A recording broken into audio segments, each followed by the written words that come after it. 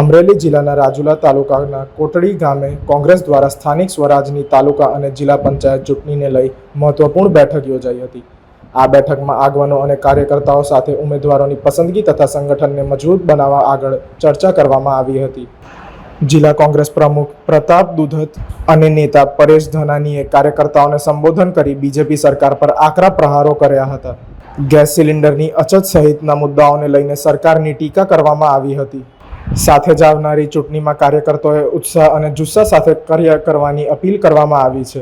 બેઠકોમાં મોટી સંખ્યામાં કોંગ્રેસના આગેવાનો અને કાર્યકર્તાઓ ઉપસ્થિત રહ્યા હતા। સ્થાનિક સ્વરાજ એટલે કાર્યકર્તાનું ઇલેક્શન, કાર્યકર્તાના ઇલેક્શનમાં મોટી ઇલેક્શનોમાં અમારા માટે યોગદાન અને ખૂબ જ પુરુષાર્થ કરતા હોય ત્યારે પાર્ટીની ફરજ અને યુવાનોને ઉત્સાહ વધારવા માટે તાલુકે તાલુકે બેઠકો ચાલુ છે અને આખા જિલ્લાના તાલુકા મધ્યે બેઠકો કરી અને આવનાર દિવસોમાં તાનાશાહ સરકાર સામે પંચાયત રાજ જેણે ખતમ કર્યું છે, એક પાર્ટી એટલે કે પંચાયત રાજ, કોંગ્રેસ પાર્ટીએ પંચાયત રાજ આપવાનું કામ કર્યું, 18 વર્ષના મતદારને મત અધિકાર આપવાનું કામ કર્યું।